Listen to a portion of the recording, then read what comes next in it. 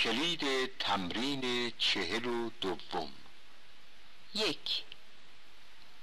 آدمی از روزگارهای قدیم آرزو داشت که حاکم آسمانها بشود. 2.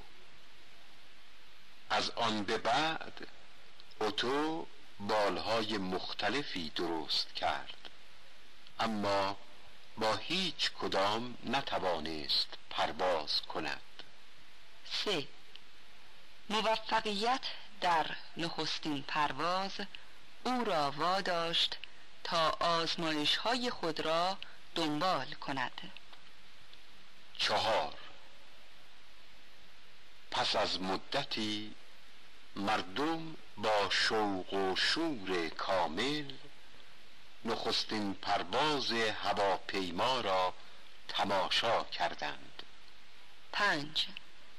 اولین پرواز اتو از بالای تپه به نظر مردم بسیار شگفت‌انگیز بود.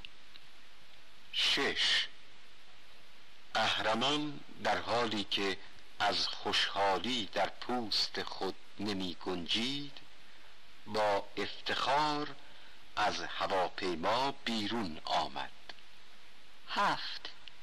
چندی بعد ویلبر کتابی راجع به داستان زندگی اتو به طور اتفاقی پیدا کرد. 8.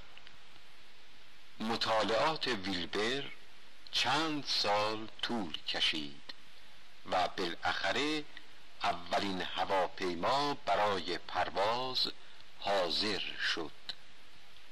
9. از آن دوران تا کنون انسان 10 پرواز به جاهای دور از جمله کره ماه انجام داده است. 10.